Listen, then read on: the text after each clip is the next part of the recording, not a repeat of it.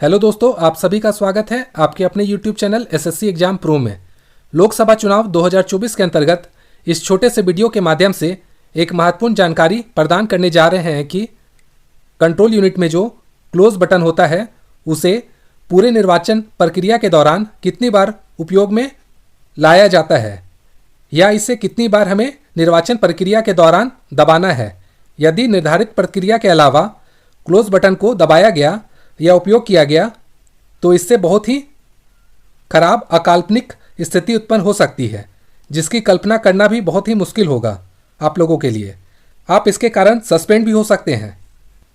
इस वीडियो को आप जैसे जैसे देखेंगे आपको समझ में आ जाएगा कि गलत समय पर अगर क्लोज बटन दबा दिया गया तो क्या क्या परेशानी हो सकती है। आप सभी को पहले के वीडियो के माध्यम से यह ज्ञात हो गया होगा कि कंट्रोल यूनिट के रिजल्ट सेक्शन में result button, close button, clear button और प्रिंट बटन होते हैं। अब चलिए जानते हैं कि क्लोज बटन का उपयोग पूरी निर्वाचन प्रक्रिया के दौरान कितनी बार करनी है और किसी विकट परिस्थिति को आने के पूर्व ही कैसे ठीक किया जा सकता है। पहली बार क्लोज बटन को दबाना सीखने के पूर्व चित्र के माध्यम से कंट्रोल यूनिट के क्लोज बटन को समझते हैं। यह जो है ये क्लोज बटन होता है और यह पूरा पार्ट जो होता है यहां से लेके यहां तक ये यहां पे खुलता है और जब हम इसे खोलेंगे तो कुछ इस प्रकार वहां पे दिखेगा। ये वाला बटन जो होगा वो ब्लैक कलर का होगा जो क्लोज बटन होगा। उसके बगल में दो बटन होंगे जो पीले कलर के होंगे, एक रिजल्ट का बटन होगा, एक प्रिंट का बटन होगा और जो व्हाइट रंग का बटन होगा वो क्लियर का बटन होगा। तो चलिए शुरू करते हैं पहली बार क्लोज बटन दबाने का नियम। इस वीडियो में मेरा टारगेट 50 लाइक का है और 30 कमेंट का है। देखते हैं आपने मेरे वीडियो को कितना प्यार दिया है। तो सर्वप्रथम कंट्रोल यूनिट का जो क्लोज बटन होता है वो पहली बार हमें दबाना है मॉक पोल संपन्न करने के बाद। इसका मतलब यह है कि जब आप मॉक पोल सफलतापूर्वक संपन्न कर लेंगे, इसका मतलब जब आप नोटा सहित सभी कैंडिडेट को मिलाकर कम से कम 50 वोट डाल लेंगे, फिर टोटल का बटन दबाकर आपको यह सुनिश्चित कर लेना है कि मॉक पोल के दौरान जितने भी वोट कराए गए वह कंट्रोल यूनिट के डिस्प्ले सेक्शन में सही सही शो कर रहा है कि नहीं। उसके बाद ही आपको पहली बार क्लोज बटन दबाना है। यदि आपने टोटल का बटन दबाए बिना ही क्लोज बटन दबा दिया और अगर किसी भी कारण से मॉक पोल के मिनिमम 50 वोट नहीं हुए तो आपको मॉक पोल की प्रक्रिया दोबारा से दोहरानी होगी, जिससे आपको परेशानी, घबराहट के साथ साथ आपकी समय की भी बर्बादी होगी। इसलिए जब टोटल बटन से यह सुनिश्चित हो जाएगा कि मिनिमम 50 वोट हो चुके हैं मॉक पोल के दौरान, तभी आप क्लोज बटन दबाएंगे। अब चलिए देखते हैं दूसरी बार क्लोज बटन कब दबाना है। आपको दूसरी बार क्लोज बटन तब दबाना है जब मतदान पूरी तरह समाप्त हो जाएगा, यानी जब अंतिम मतदाता मतदान कर लेंगे तो सबसे पहले आप टोटल बटन दबाकर यह अच्छे से देख लेंगे कि टोटल कितने वोट दर्ज हुए हैं और मतदाता रजिस्टर 17 का से इसे क्रॉस चेक भी कर लीजिएगा। यह क्रॉस चेक कर लेने के बाद ही आप क्लोज बटन दबाएंगे। इस चित्र की तरह ही ये जो बॉक्स है ये आपका टोटल बंद हो जाएगा। इसमें special tag, green pepper seal और एड्रेस टैग से इसे फिर बंद कर दिया जाएगा और इस छेद से क्लोज बटन दिखता हुआ रहेगा। आप उंगली की सहायता से क्लोज बटन दबा देंगे उसके बाद। अब चलिए देखते हैं गलत समय पर क्लोज बटन दबा दिया गया तो क्या होगा और इसके लिए क्या सावधानी हमें बरतनी होगी।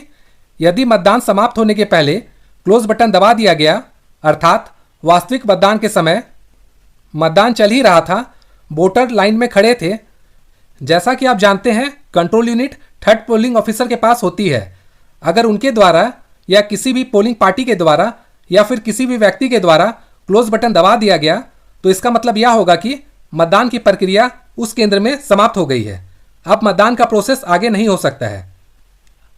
अब आप ऐसी परिस्थिति में आ जाएंगे कि वोटर्स लाइन में खड़े होकर अपने अपने बारी का इंतजार कर रहे हैं। मतदान समाप्ति का समय भी बहुत बाकी है। ऐसी स्थिति में आपको क्या करना चाहिए या फिर ऐसा क्या कदम उठाएं कि ऐसी स्थिति उत्पन्न ही ना हो। इसके लिए आप यह कर सकते हैं कि जब कंट्रोल यूनिट तैयार हो जाए वास्तविक मतदान के लिए, यानी कंट्रोल यूनिट में special tag, green pepper seal, address tag से रिजल्ट कंपार्टमेंट को बंद कर दिया गया है, तब क्लोज बटन के छेद के ऊपर एक सेलो टेप लगा दे, ताकि कोई भी व्यक्ति या थर्ड पोलिंग ऑफिसर इस बटन को गलती से भी ना दबा दे। और पोलिंग पार्टी को भी यह स्पष्टता से बता दीजिए कि यहाँ आपको टच नहीं करना है। उन्हें यह भी बता दीजिए कि ऐसा करने पर पूरी पोलिंग पार्टी के खिलाफ प्रशासनिक कार्रवाई भुगतने के लिए भी बाध्य रहेगा।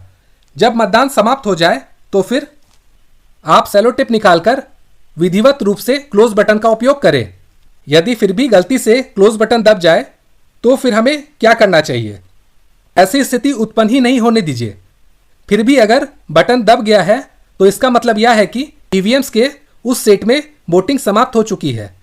अब आप उस ईवीएम से वोटिंग का प्रोसेस नहीं कर सकते हैं। इसके लिए आपको पूरा सेट यानी कंट्रोल यूनिट, वीवीपैट और वॉलेट यूनिट सभी को चेंज करना पड़ेगा। कल्पना कीजिए दोस्तों कि इस तरह आपको कितनी परेशानी का सामना करना पड़ सकता है। इसके लिए आपको सेक्टर ऑफिसर को भी सूचित करना होगा, उन्हें कन्विंस करना होगा। फिर सेक्टर ऑफिसर हो सकता है अपने उच्च अधिकारी को कॉल करके उन्हें कन्विंस करें और बहुत कठिन स्थिति आपके लिए हो जाए। सभी सेट को चेंज करना ही पड़ेगा इसके लिए, और कोई भी उपाय नहीं है। अगर ऐसा होता है तो इसे चेंज करने पर हमें पुनः मॉक पोल का प्रोसेस करना होगा, यानी फिर नोटा सहित प्रत्येक कैंडिडेट को कम से कम एक वोट देकर एजेंट्स के सामने मॉक पोल की प्रक्रिया को फिर से संपन्न कराना होगा। फिर इसे special tag, green pepper seal आदि से इसकी सीलिंग करनी पड़ेगी। यह बहुत छोटी सी बात लगती है, पर इससे बहुत कठिनाई हो सकती है। इसलिए याद रखें दोस्तों कि क्लोज बटन सिर्फ 2 बार दबाना है, मॉक पोल संपन्न होने के पश्चात तथा वास्तविक मतदान होने के पश्चात। अगर बटन गलती से दब गया तो एक ही विकल्प शेष रह जाता है, वह है सभी सेट को चेंज करके पुनः नए सिरे से मतदान शुरू किया जाए। इसके लिए कठिन कार्रवाई के लिए भी तैयार रहना पड़ता है। आशा करता हूं दोस्तों मैंने आपको मतदान केंद्र में होने वाली एक छोटी सी गलती जो बहुत बड़ी हो सकती है के बारे में सचेत किया है।